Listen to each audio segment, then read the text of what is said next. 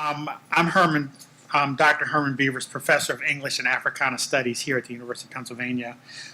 Before we get started, I'd like to ask that everyone please silence or cut off your cell phones. I've just cut mine off and put it in my backpack.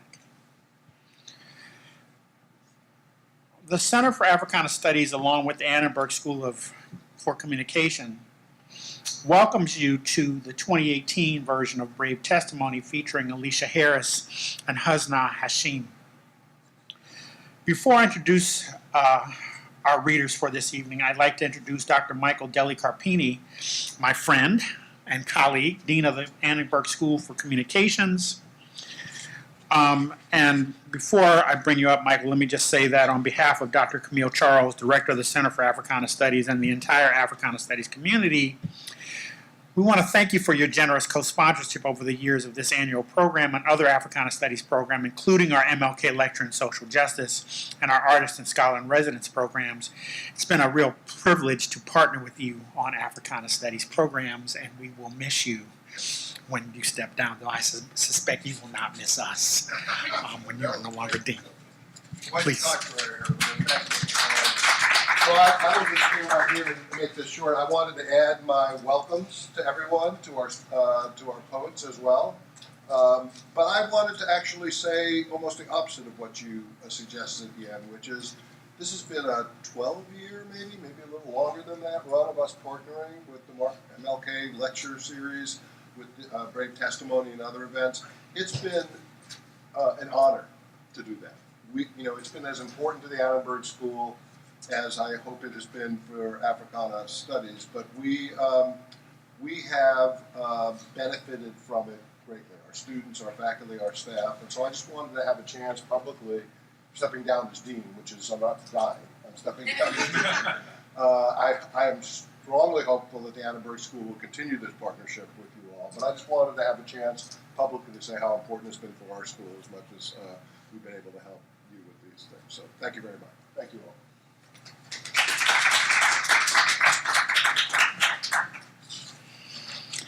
Thank you, Michael. Well, you know how this goes. We don't say goodbye. We just say we'll see you later. Yes, So, a brief history of Brave Testimony. Held during National Poetry Month, Brave Testimony was inaugurated in 2000, seems like an age ago, as an annual event that celebrates poetry of the African diaspora. Past participants include former U.S. Poet Laureates Rita Dove and Natasha Trethewey, Sonia Sanchez, Michael Harper and Toy Derricott, Tracy Morris, National Book Award winner Nikki Finney, Tracy K. Smith, Christian Campbell, and South African Poet Laureate Kioro Petsy Keiko Tsitsili, I can never say his name, and MacArthur Genius Award recipient Terrence Hayes. Last year, I had the great privilege and honor of being the featured Brave Testimony poet. So this is a real treat for me to welcome the two poets who are reading this evening, our opening poet, Husnaa Hahim, and our featured poet, Alicia Harris. Husnaa Hahim is the 2017-2018 Youth Poet Laureate of Philadelphia. She is a dual enrolled senior at Mastery Charter School, Shoemaker Campus, and the Community College of Philadelphia. She's competed with the Philly Youth Poetry Movement, performed at various conferences and festivals, and received Scholastic Art and Writing Awards. Her work can be found in Rookie Mag, Kids Spirit Online, the Kenyan Young Writers Anthology, the Voices of the East Coast Anthology, and Apiary 9, among others. I spent part of this afternoon watching Ms. Hahim perform her poems and videos found on her website. As I listened to the performances, it seemed to me that one could only understand the technical decisions that lead to how she breaks her lines if our resistance to the torrent of emotion that accompanies a heart filled to bursting is also on our minds. There's a sob in Husnaa's poem, a sob that guides us if we'll only let it, like the beam of a lighthouse whose fingers of light stretch till it falls like grace on the bow of foundering ships. If, as W.B.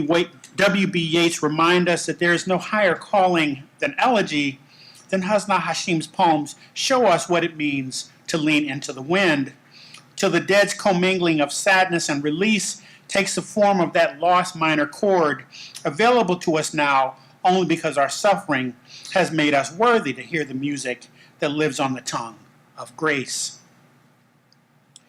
And she tells us that ships do not founder, that in fact it is not the shore we seek, but the horizon. Alicia Nicole Harris is an award-winning poet and performance artist, and most importantly, a Penn alum. She earned her master's in fine arts from NYU and completed her doctoral work at Yale University in linguistics. For the last 8 years, Alicia has toured nationally and internationally, performing across 4 continents and for institutions like the UN and the U.S. Embassy. Her work has been featured in Best New Poets, Indiana Review, Callaloo, Solstice Literary Magazines, and the Breakbeat Poets Anthologies 1 and 2. In 2015, she served as the Duncanson Artist in Residence at the Taft Museum of Art. Her first chapbook won the 2015 New Women's Voices contest.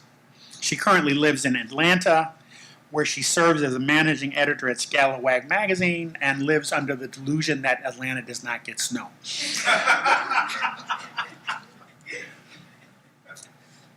Now, I remember the day in 2006 when a young woman knocked on my office door and asked if I would read her poems. Now, I generally do not consent to these kinds of requests because, in part, it does the poet a disservice to respond to a poem on a single read. But if good fortune comes to us because we set aside our reservations, then it was surely my good fortune to sit with Alicia Harris that day and to marvel at what seemed to me both then and now as a talent that would not be denied. In her wonderful chapbook, How Much We Must Have Looked Like Stars to Stars, I'm thrilled but in no way surprised at the ways her talent has ripened, pressed roots deep in creativity's blackest loam. Reading lines like, I've never known a shark to be selfless, or the women howl and call each other Ishmael, finally firstborn. I see a poet whose every line, every simile and metaphor occurs at the crossroads where the sacred and secular intersect. Her poems raise the question, what is devotion but the act of turning into the wind till flight becomes inheritance and wings become unnecessary? These poems insist that we eschew all semblance of rest till the wilderness beats in time with the throbbing of our own hearts, and that our deepest feeling comes when we abandon the precariousness of eyesight and yield to the piety of a blank page, which we discover is not absence, but possibilities, not absence, but redemption. Please join me in welcoming Husnaa and Alicia. Husnaa will perform a few poems, and then Alicia will follow. And afterwards, we'll have a short Q&A segment with both poets. So, Husnaa.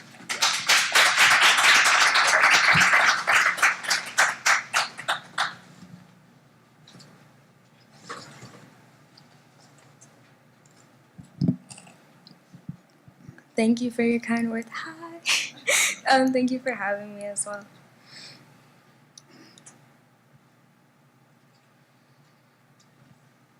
Identity.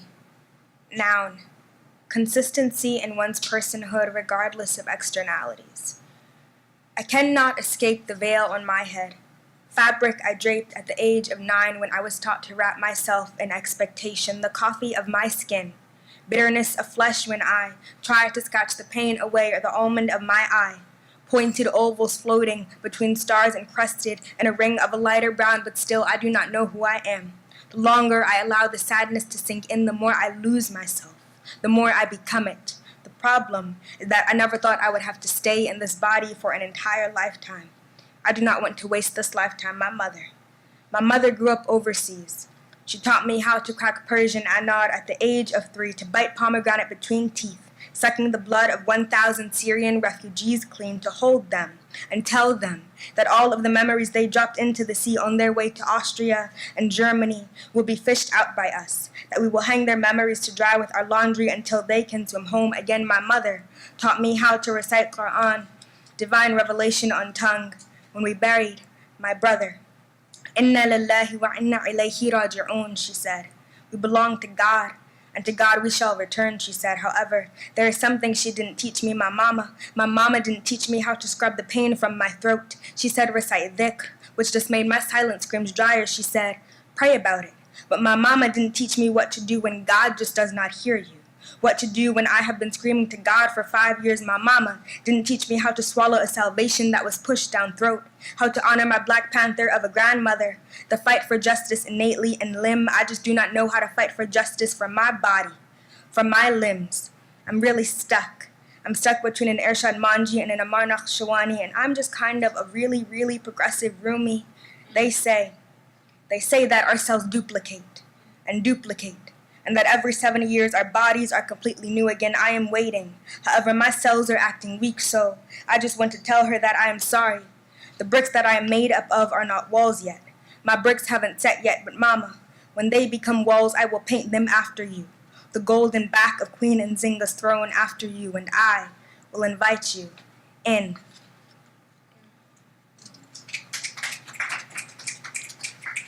We have become conditioned to turn our backs as Black Muslim bodies hit the earth. The bullet is always a catalyst for the blemish, disfiguring soft flesh and disrupting privacy. Within seconds, hemoglobin, an oxygen-carrying protein molecule, disperses red pigment. Blood stains the concrete burgundy. Blood stains our hearts terracotta lilac. Blood stains our prayer rugs crimson. Blood stains our chador scarlet. We wash the fabrics, hang the prayer rugs to dry on the laundry line, watch them billow in the wind, rising upwards like the smoke of ashes. We soap our hearts up with baking soda and vinegar, making sure to rinse them well with distilled water before the chadors get buried with the dead people. On February 24th, 2016, 3 Sudanese American young Muslim men were massacred, execution style in Fort Wayne, Indiana. Multiple bullets sizzled through their bodies. The sharp smell of burnt flesh filled the air. Fort Wayne police estimate multiple perpetrators. The bullets had no grace in their flight. Corpses laid in an abandoned house, withering. Muhammad Taha Omar, Adam Mekki, and Muhannad Tahrab, dead. We did not know until 5 days later. The media did not notice until 5 days later. It has long been time to recognize the intersection of anti-Blackness and anti-Muslim bigotry. Graveyards seem to be the only pilgrimage places we can afford to go to nowadays. Our traditional communities harbor an obvious racial hierarchy. We tend to lean towards Arab supremacy. Why do Arab American Muslim bodies attract more attention than Black American Muslim bodies? What is wrong with our hyaline protoplasm? That colorless material comprising all living cells. Is our melanin too prominent? Is our history too rich? Were our ancestor slave ships and immigrant ships just worth less? Are our bodies worthless? The public is always silent. Have they become desensitized to our skin? They say, if you only didn't talk like that, if you only weren't so dark, if you only pulled your pants up, maybe they would stop shooting us then. I just want them to stop shooting us. I just want justice to arrive in the Quran. قَالَ لَا تَخَافَ إِنَّنِي مَعَكُمَا أَسْمَعُ وَأَرَى. He said, fear not. Indeed, I am with you. Both I hear and I see, so I try not to fear the gunshots. I try not to fear the public's silence. Instead, I hope only for the morning when the sun will peek through the clouds, showering down blessings of light, and I will spin and spin and spin and spin, soaking up this light until I am drowned in it. I will swim, swirling the dried blood of my brothers in the morgue with every brushstroke. I will unearth my bloody chador and wash it gently. I will wear the blood-stained cloak as a mark of reclamation. It is mid-morning, a third-floor classroom. No sunlight can break through the blinds because they are always drawn. We are learning about China and AP World History. Nausea is overtaking my body. I sit in my seat, my hand raising shakily, cringing, as my teacher casually mentions female infanticide, female genocide, deliberate death, the premature shattering of beauty. I wanted to explain their pain to my class in the Quran. وَإِذَا الْمَوْعُودَةُ سُئِلَتْ بِأَيِّ ذَنبٍ قُتِلَتْ. And when the female infant buried alive is asked, upon what sin was she killed for? Upon what sin was she killed for? Why does God have to ask why she was killed? Why do the gates of heaven have to ask why she was killed? Why was she killed? Why is no one crying for her? Traditional feminism is important, but it is also important to recognize intersectionality, the fact that the juncture of all inevitable and cultural categorization shape in oppression. The fact that our identity shapes systemic inequality. I am an intersectional feminist because not only do women make less money than men, but black women make less money than white women, and Latina women make less money than black women, and society has eaten away at our stomachs, dissolving women. Termite on lumber towards women. And the Chibok girl is still missing, and the Chinese girl is still missing, and the Indian girl is still missing, and the questioning girl is still missing, and the Muslim girl is still missing, and the questioning Muslim girl is still missing. This earth won't cry for her, but the blinds have opened now, so I slowly lower my shaking hand. My stomach regurgitates prayers for tomorrow, hoping that the clouds floating outside the windows will cry for her. Hoping that the clouds will not discriminate against her. I was taught that each drop of rain is the doing of a single angel. I do not use umbrellas anymore. Instead, I swim, and the raindrops are the tears of missing girls. They are heartbeats. They are wind chime. They are pre-Hurricane Jaquan. Missing girls have become angels and are crying their prayers back to this earth. We must envelop them in open arms. Let them know that it is okay if the explosive sky feels lonely sometimes, because we appreciate who they have become. We have decided to stop grinding their bodies, less mortar and pestle to flesh, no more ashes to be carried into the oceans. We have learned to stop sprinkling their ashes onto the pools of their tears.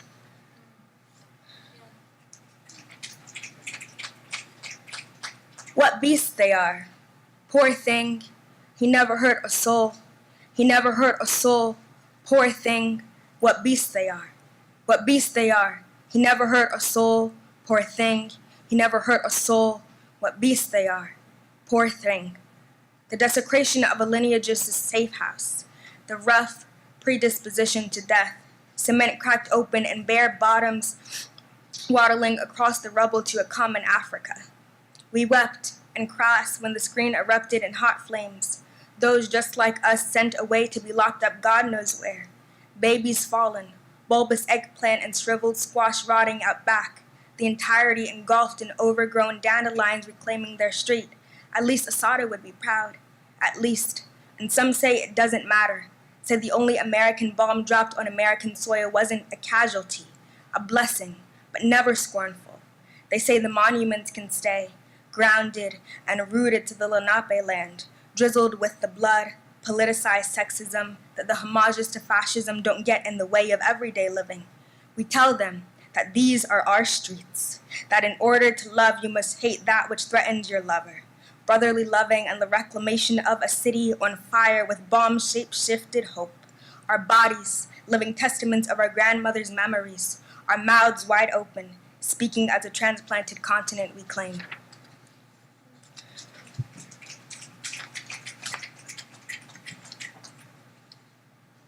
Let it matter what we call a thing. We will take organic oranges, picked from trees tended to on southern soil, on stolen, native land that grew despite this. We will take organic oranges, watered with rain and nurtured with cow dung fertilizer, the most sanctified of unions, the turning of something dead into something alive. We will take organic oranges, photosynthesis running through the veins of trees. We will call these veins branches, call the blood our orange juice, dripping upwards towards the sun, defying gravity. We will take organic oranges, reaching high into the treetops for the softest, ripest fruit. We will find a creek, lay across the rocky bank and place the oranges in our laps, cut them open, and squeeze the juice directly into our mouths, swallowing seeds and all because we are fierce like that. We will take organic oranges, maybe also carrying them in baskets back to cottage, placing them in juicer machine and listening as technology crushes the life out of them. This ain't no Sunny D shit. This be that richness that can fuel any morning of the rebellion. Vitamin C and naturally occurring sugars line our bellies, cause our fear to run away. We will wash it down and out of us. And your memory, because We are a commodity that can't afford to pay for itself. And you made sure to get in those punches despite before placing the bottle on counter, looking clerk in the eye, and walking away. You were 15 years young.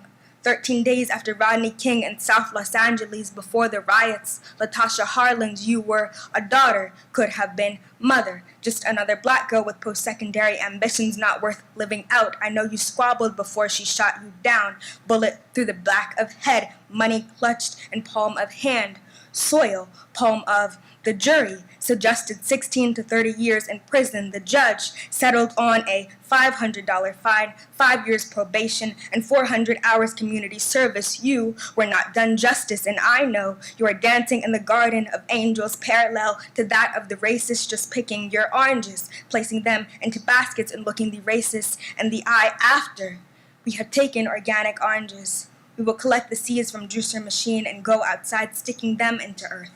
There will be more where that came from. For every orange is the same until a label is put on it. 12 ounces unpasteurized, organic, preservative-free, cold-pressed Whole Foods for $6 is not 20 ounces pasteurized from concentrate with high fructose corn syrup and not artificial color Minute Maid for $1.99. What is the etymology of a tongue?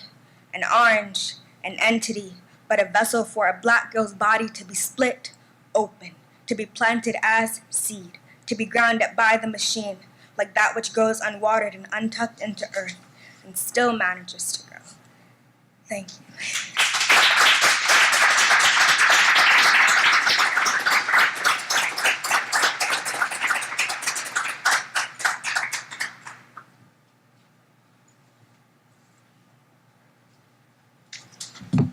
PYPM? I'm also an alumni of PYPM, so I love that. It's so good to be here. I love Philly so much. So I've structured these poems in a particular kind of way because I'm going to walk them through, or they're going to walk me through sort of my experience at Penn. Some of them I wrote here on this campus, which is super dope that I get to perform them years later. So one of the first things I wanted to say is that, I didn't know what the University of Pennsylvania was. I had never heard of it. I was dead set on going to Yale. That was I'm going to Yale. And then my college counselor was like, why don't you just apply? And I was like, why would I do that? I'm going to Yale. And I applied, and I had the wonderful honor or fortune of meeting another poet who spoke at the Brave Testimony event, Joshua Bennett. And he was going to UPenn. He had already decided that he was going to go. And he was a really good poet. And he said they had a really good poetry group there called the Exolano Project. And I was like, well, hey. And so I was like, yeah, maybe I'll think about it. And I went to pre-freshman, what the weekend it is. I don't remember what it's called, whatever. And I had gone to a pretty white institution, pretty white high school, and didn't see myself reflected in the curriculum or the student body or the teachers or anything. And when I came to Penn, it happened to be the weekend of a probate. So there was just so many black people everywhere. And I was like, that's it. I just told my parents, that's where I'm going. I don't need to see any other school. I don't need to go anywhere else because I saw myself. And that was an experience that it felt really good to be home amongst my people for the first time. And Penn provided that for me. So these poems are kind of out of that, that truth.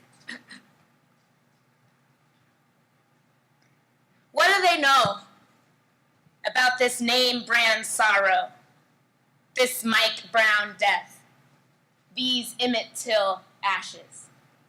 In this city which picks its teeth with a black woman's grief, I'm learning, Maya, ain't no caged bird could carry our tunes.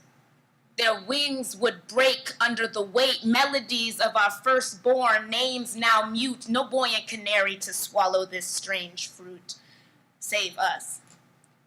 Vultures flock to claim us. Save us. Save us, this last song of freedom safe in a bird's throat. Because with this hand over my mouth, I can't speak. Been talking about this pain in my chest so long, I can't breathe. Sick of trusting injustice, sick of choking on smoke only to get burnt like lynched bodies or loose cigarettes. Everywhere we go, we see death. Our cries for empathy greeted with apathy. What is the line? Yes, our cries of grief met with apathy. Our cries for empathy greeted with laughs. America has a spineless history. Where else could they build this country but on our backs? Everywhere we go, we see death. Stand in the height of our fathers with the face of our sons and the voice of our daughters. Everywhere we go, we see death looking like somebody we love. And yet, I have to hold to the promise that the fruit of my womb is blessed. The snake may bite my heel, but my son will crush the serpent's head. Promised a banquet in the presence of my enemies, and I ain't leaving until all my people are fed. A nest of vipers served to a throng of songbirds, all chanting to the tune of victory. And only then, Maya, will I sing. So,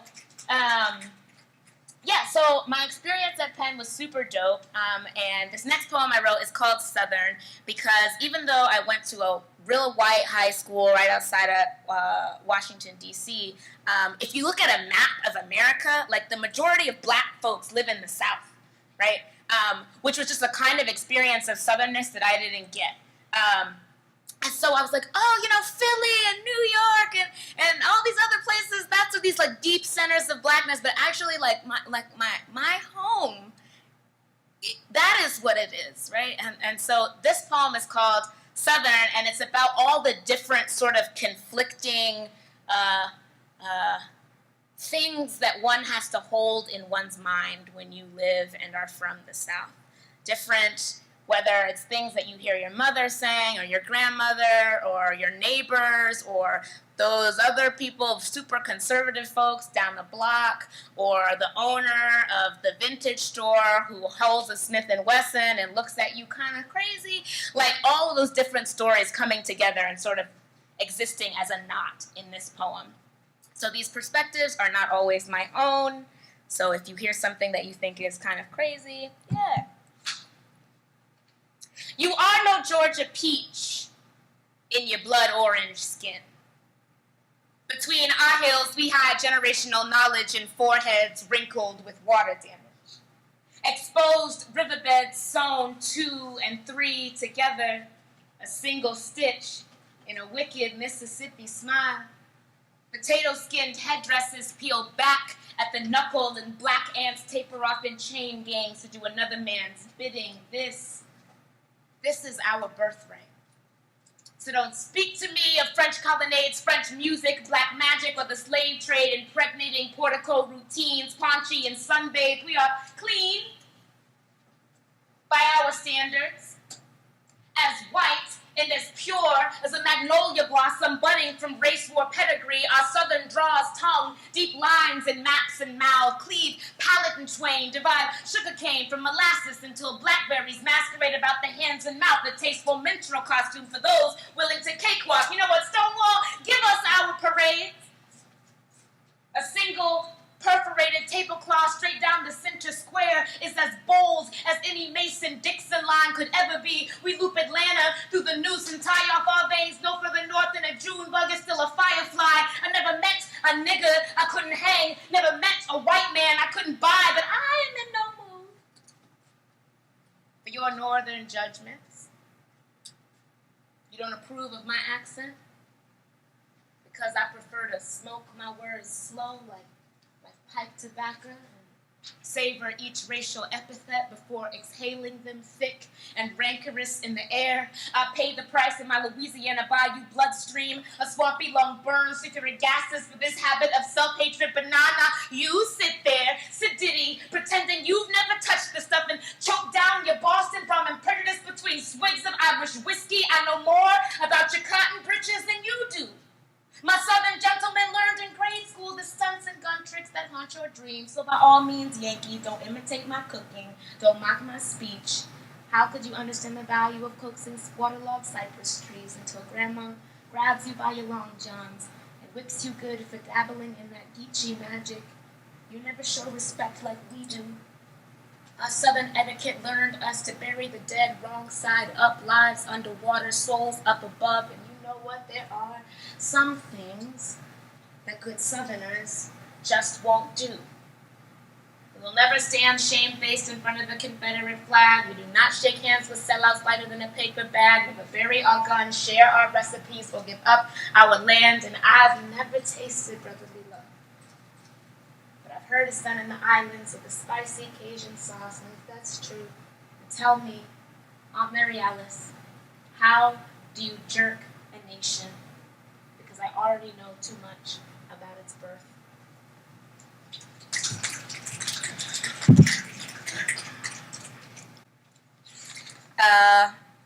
Yeah. So, in college, how many of you are students here? Yay. How many of you were students here, maybe, at one point in time? Okay. So then, when you're, in college, you get your first taste of love and heartbreak. And then my heart broke on every single corner of this campus. I am here to tell you. When I was a student here, I was in love with a certain basketball player here. And I wrote poem after poem after poem after poem about this person. And so these few poems I'm gonna read are about that because some of them I wrote right here. Yeah, we'll see where memory takes me. This poem is called 100 Sonnets Closer to Rittenhouse.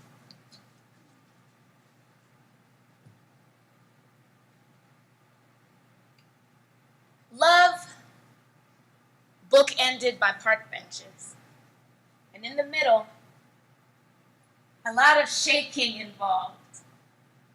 A lot of new growth and unexpected no's. A lot of harbored anger, orgasmic anticipation, whether from cold or cruel, we were shaking, and it all comes full circle. You. Like a crippled old oak tree stuck in its ways, afraid that one day you won't be the last one standing.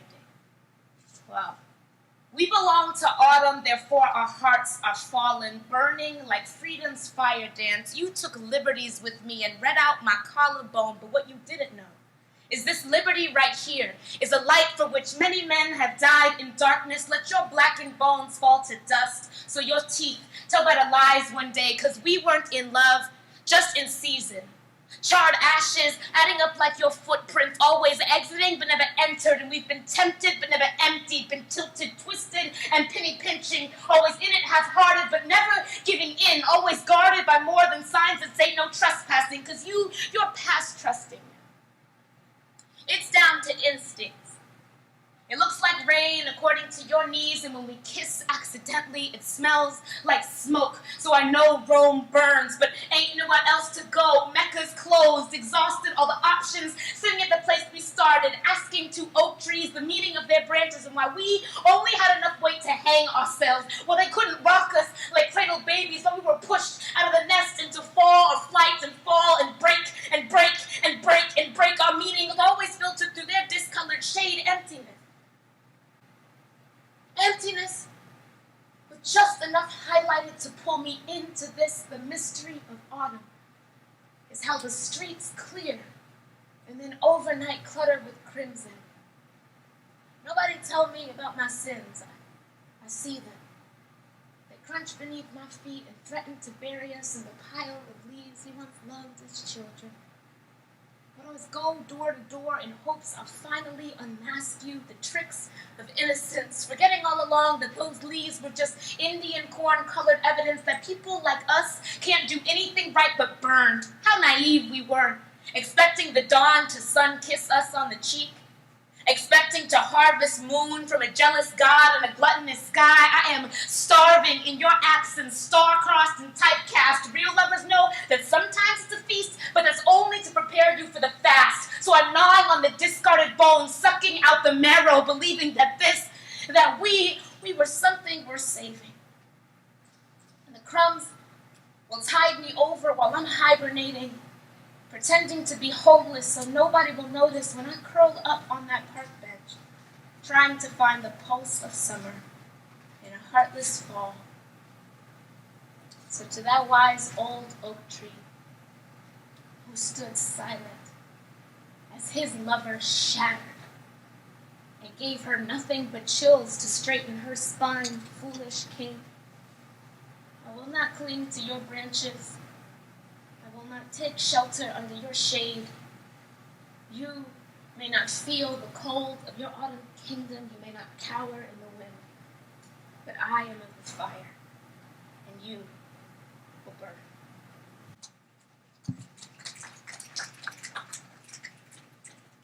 So this is my chapbook. And this is also a poem loosely about this man. It's called Votive. And I don't know. You know, sometimes when you write poems, but you don't know what's happening, but you know how you feel. Like, like the words, they don't actually make narrative sense, but they make a kind of like lyrical sense that you're like, no, but that's how it feels. Like that's not what I'm saying, but that's how it feels. This is like that poem for me. This is like our entire relationship. It's called Votive, which, if you don't know, is a very small like object that you would use to sort of like pray to or kind of like make an offering to for some like deity.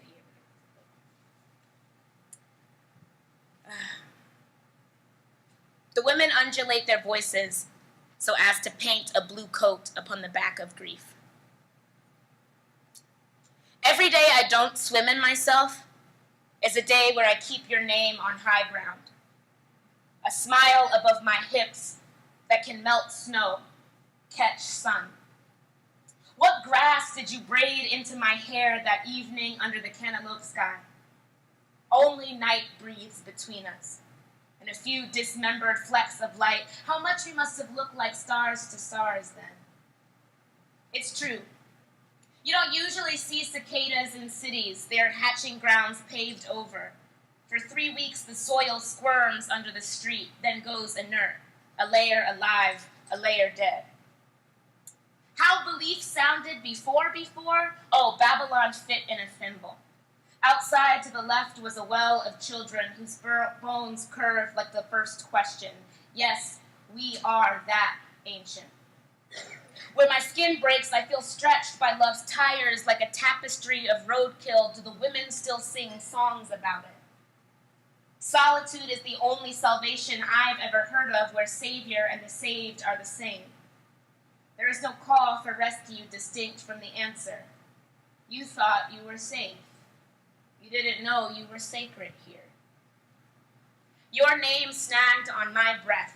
Every time I mentioned you, the fence rattled. For 2 months, I tried to be a prison, tried to keep you here, the way evidence keeps a crime alive. Then love caught me by the chin and started eating my ear. Its voice rang clear, had hardly any distance to it. This is how you make love. You devour everything. You don't throw up after. I kiss you lavishly, simply. Every adulteress has her stone. The first time we were alive, it was pain that told us. The only knowledge I have to give of me is words. Each syllable constructs one side of a fence, meaning a yard I run through 100 times over until I am stained and skinned from the waist down. I lay in the middle of my language like a dog that dragged itself home. And exhibit without doors. Each of its murders, in a working brain, the alphabet is full of little knives, and the world is a zoo. All it takes is something as inexcusable as glass to make the whole thing lion-proof. My mom hacked the limbs off the Christmas tree, then went outside and cut down her favorite shrub in the yard, which had busted under the weight of snow. This is how you keep the dead dead. The middle exposed a swamp of spiders' webs. When did I become this cruel nightmare? Did the glass glow like honey? Were your dozing hands still knotted in my hair? The strands, digits, the years made out of 2s and 0s until everything is old. If time were paralyzed like so, it would move like a skinned cobra, and we would drink the poison from under its fangs until all we did was shake like midnight through the leaves. I have cast nets of you, lots of you, dice of you, turned up with 6 shining faces, each more unquestionable and terrible than the next. My Babylonian god, I bring you my lips, my passport, my favorite verse from Song of Solomon, my dress that smells of smoke. And I don't care if it makes sense to you, because this is how I throw my weight around. Without you, the world so grieves and excites me. I am sure I will die from it. Of course I will. In my dream last night, we lived in a slum. But there you were, with sunflowers, vodka, a parcel of fresh salmon threatening to make everything alive. I cannot say desire 5 times without it once being true. There was blood coming from my nose when I left you. So, those are like the depressing poems, but here's another thing besides like heartbreak that I learned at Penn. I learned how to be a poet. I joined this amazing crew of writers, the Exolano Project, and we that was my first sense of chosen family. And we lived together, we wrote together, we laughed, we did everything. But when I first started off, I was super nervous. My first time performing, in fact, I was so nervous that my hands were shaking and I couldn't read the paper. So I literally had to sit down on the stage because I couldn't steady like my hands and I couldn't read the lines. But I embraced that fear and I was like, well, I really like poems. So either I'm going to get less scared or because I'm not going to stop writing poetry. And I feel like through that like embrace of like fear, of doing something new and being judged harshly for it, it turned the thing that I love into the thing that I get to do for a living, which is awesome. And so today I'm going to embrace that fear again because I'm working on a new manuscript, and it is a thing. But I want to read these poems because if I don't read them, then I'll never actually commit to like working through them. But this is like a very different kind of genre for me because I don't actually ever write like irony, really. And like a lot of the things in here are like maybe ironic, or like maybe satirical. I don't even know. But I'm trying to write them, these poems. They are a series. There's 33 in theory, and I'm going to read 2 of them, I think. Or 3. So give me a number between 1 and 20. 7 and 13. God, why'd you have to say 13? That's the worst one. Okay. Oh, damn. Okay. Canto 7. The manuscript is called it's called Heal, but it's spelled HE''LL.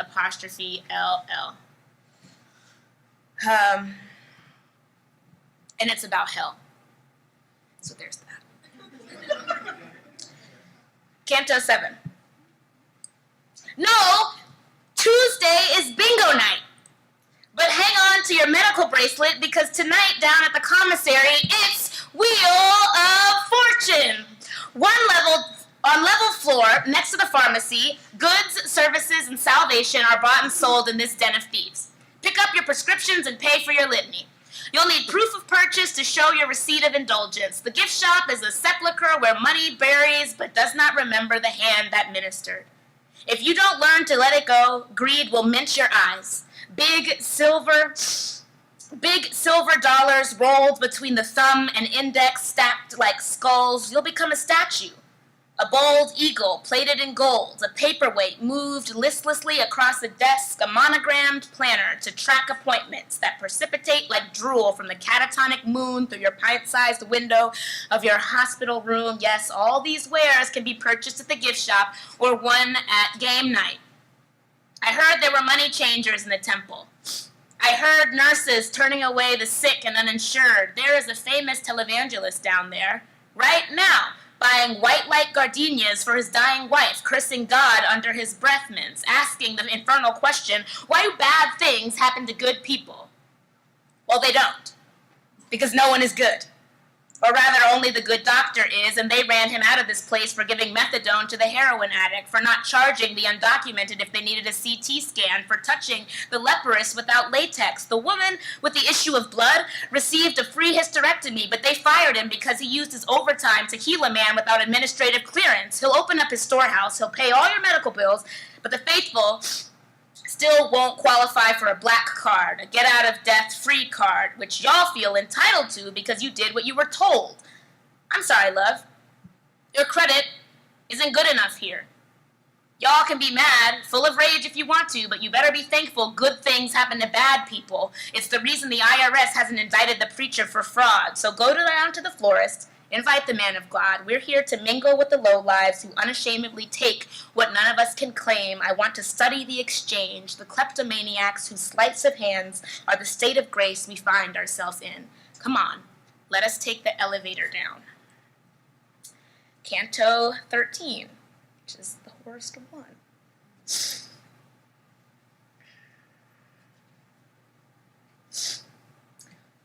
Follow the way of red illumination, but no, there's no exit sign.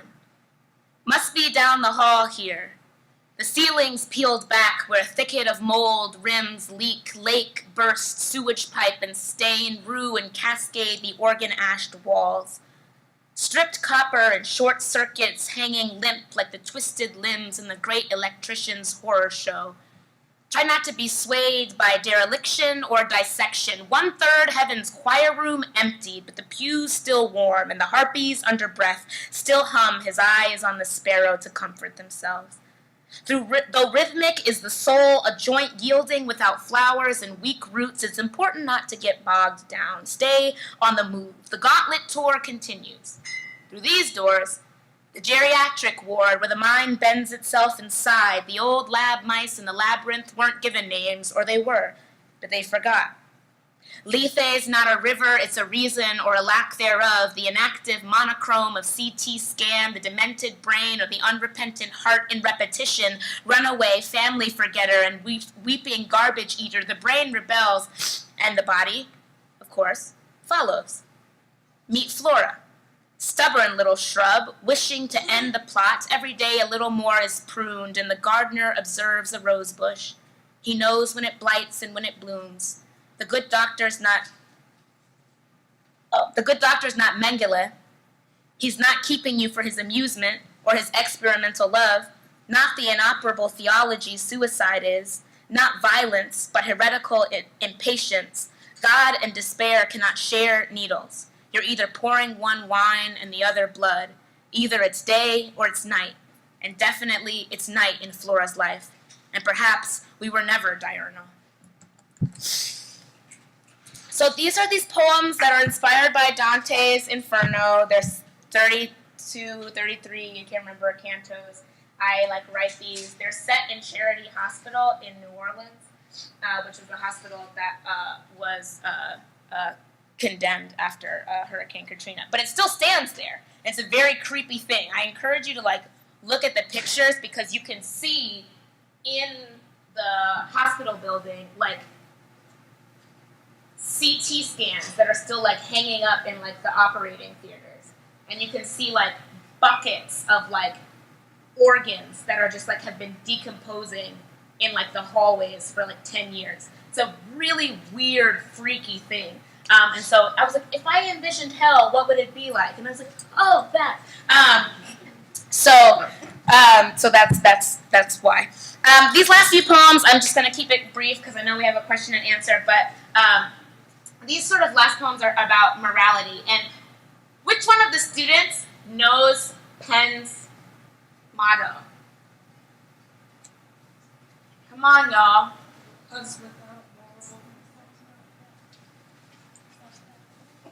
Laws without morals are vanity. Like that's the dopest one. Like laws without morals are vanity. And so I feel really privileged to be a poet because through poetry, I think like you can do a kind of moral instruction and a kind of moral modeling for young thinkers and scholars that I don't think they're actually getting enough of at the universities. And I feel like, I don't know about Penn, but I feel like the university that I went to grad school at really shied away from doing that kind of hard moral teaching for their students. I think it's important, not because there's like a prescriptive way to be, but because like it's not enough to simply like show someone how to use their intellect, right? Because then they can just be evil people, right? Really smart, evil people. But like to give students tools and opportunities to like actually use that their intellect actually towards like the benefit of their communities, to be better lovers and neighbors and thinkers and friends. And that is really important to me, and I don't see that happening enough. And so poetry is an opportunity, I feel like, for me to engage in that. Because, like, people say it's very, like, efficient or wise to have morals, but, right, it's not efficient to hold on to them, right? You can have them so long as they benefit you, but the moment where your morals actually cost you something, like people are just like, get rid of that. Like, do what's expedient, do what's gonna like benefit you the most. And I actually think it's important to show students that it's really important to hold on to them even when it costs you something, because that's actually when they are the guide that you need.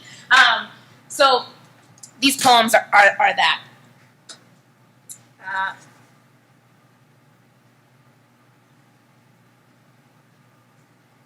I love how the constellations are named after Greek heroes.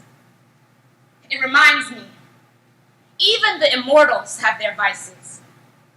I love around 5 a.m., when all the lights dim, after the sexy ones have become middle-aged in their 12-hour lifespans, when all that glitter fades and rests, more like sad stars than any kind of gold leaf.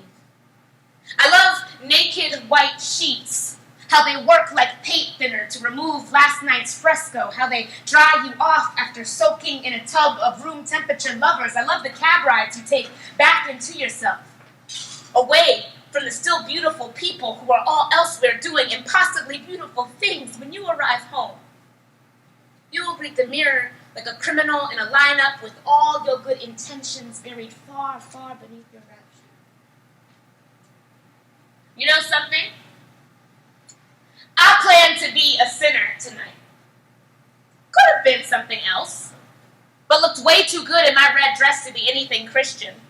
I was talking to 3 different men in 5 different languages. I was twisting a blunt straw into page 47 of the Kama Sutra, and I was dancing in an attempt to melt the belts off every man in the room, but I heard the truth that night.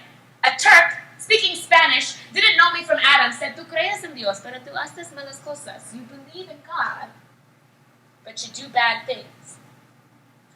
Suddenly I realized I was in a place where all they play is house music, but can't really say I felt at home. In the barely audible, barely recognizable zone between having a good time and simply wasting time, I was a glutton with a grin, drinking warm gin, knowing no one's name, but somehow I was still everyone's friend. I was standing in stilettos that made me 6 feet tall, and I still felt small. I was trying so hard not to mess up the shoes I paid too much for, and still hurt to walk in. Talk about conviction. Truth is, nobody believes me when I say I'm a virgin. Truth is, the Bible didn't see the inside of my face for a week while on vacation. Truth is, I'm not innocent.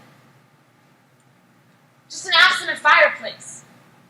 Doesn't want want to feel the fire kindled between her legs anymore, but don't mind my ashes, y'all. They are just evidence of how brightly I can glow, and I want to glow hard like one dim star on an otherwise starless night that shines just to prove its fidelity. I know what you must think of me, Lord. What hypocrisy, but I don't want to enter prayer reeking of my addictions. I don't want God to smell yet another man on me, mistaking menage a trois for the Trinity. So thank God.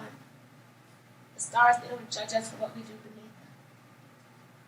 Thank God the stars, they don't see the evil we commit under their names. Thank God for nights spent alone, for friends who know more than just your cup size, and for cab rides home, because tonight I'm going to strip the spotlight. Tonight I'm going to turn the weekend off. Tonight I'm going to sleep naked, not trying to be sexy, just trying to be me, a girl with eyes deep enough to stand in, conviction strong enough to stand on. I am finding the mercy of God every day, right where I am standing, and it is beautiful, and it's blinding, and it's inviting, but most of all, it's mine. So tonight, I'm going to climb out on that fire escape, eating an apple. I'm going to nickname the view below me Eden. I'm going to look up to those tragic stars with their lonely hearts and say, my God, what a fall. But what light. What impossible light. Good. Yeah, I'll leave it there. Yeah, thank you.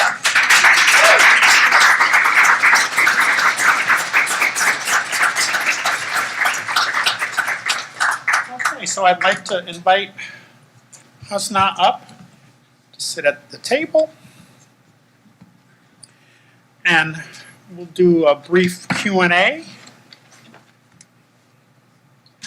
There are a lot of ways to like solve it, like whatever it is, but I think that blockages can come from different places, but I don't think that writer's block as a concept is like a thing. But I definitely think that there can be things that are prohibiting you from being able to tap into whatever you need to write. So that can be like circumstance or where you're feeling at the moment, but it can also just be like physical environment, like you might just need to get up and move to a different place. Or write like in a different way, like do like erasure pieces or like do erasures. But like for me, like I try to read like when I feel like I can't write, and journal when I feel like I can't write. But mostly like reading and reading nonfiction. But I don't think that anything's blocking you from writing. I just think that you haven't tapped into what you need to do. Yeah, man. Nate Marshall, who's a poet, has this great quote, and he's like, if you're a basketball player, do you just suddenly wake up and can't play basketball? No. Like, you go to the gym, and it doesn't matter if you miss every free throw that you shoot, you still go to the gym and you shoot.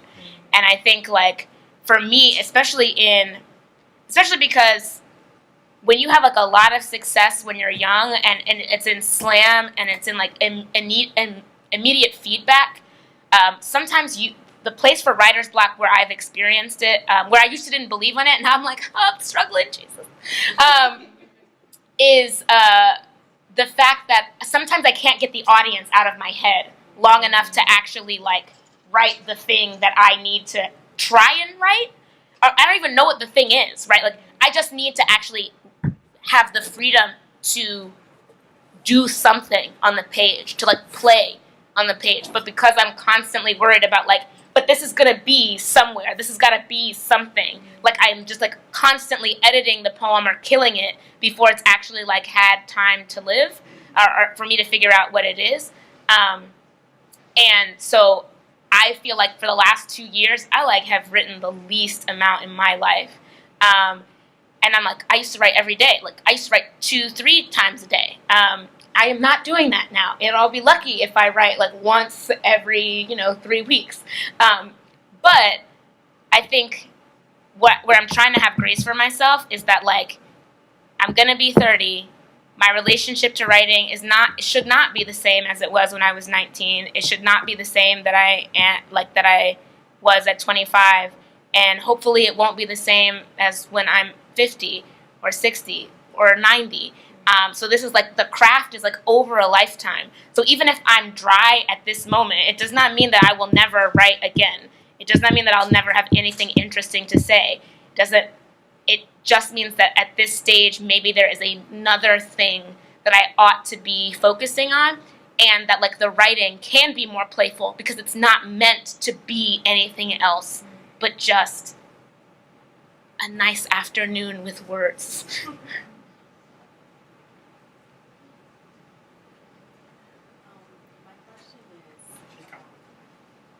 Thank you.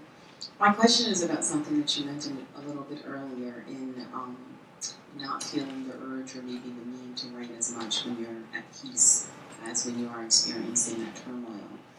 And what I witnessed in some artists in almost aspiring to turmoil, not to say Yeah. or seeking chaos or embracing chaos because they may have produced some beautiful things, very expressive pieces while going through those challenging experiences.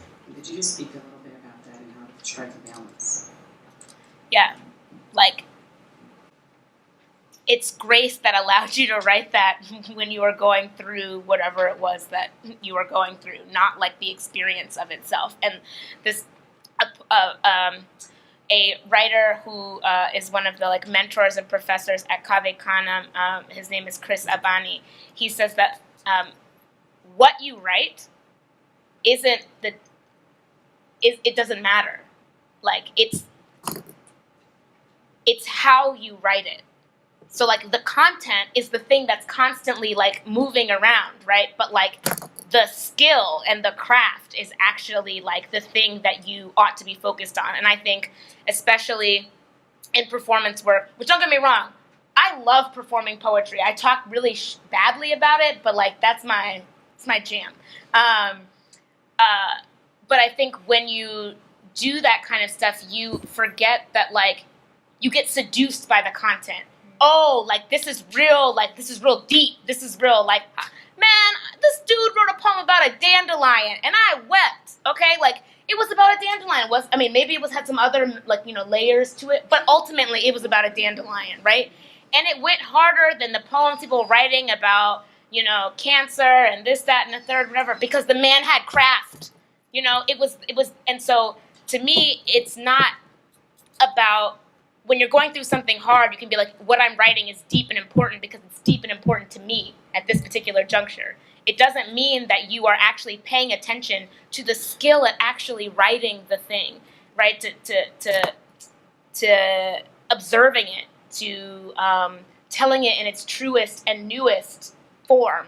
And so, yeah, I just think it's not about, like, the whole goal should be, like, a happy, healthy life, whether you're writing or not. Like, because, like, if you are writing out of trauma and you're living into that trauma, right, you're probably being a real shitty person to the people around you. And so, like, you need to be aware of, like, all the other things that are going on in your life and actually trying to ameliorate them, not trying to write some beautiful poem that somebody's going to snap about, that's going to last for 30 seconds, and then you go back into this, like, well of darkness. So I don't know about balance. I think like the goal should be always towards like a more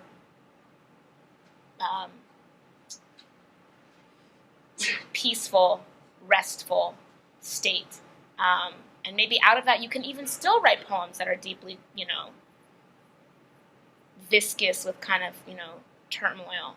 But it doesn't you don't drag it back into your life with you. One more question.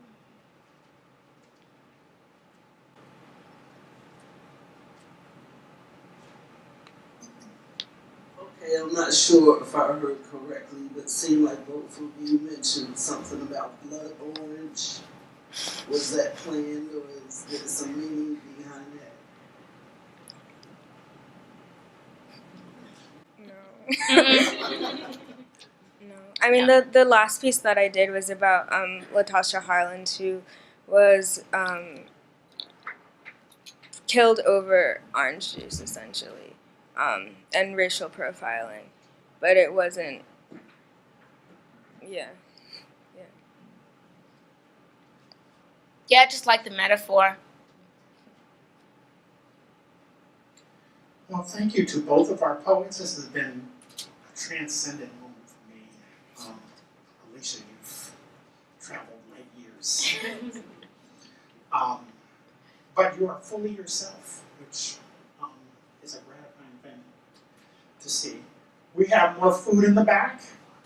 So if you want to hang out a little bit and talk to our poets, come up and talk to our poets, that would be great.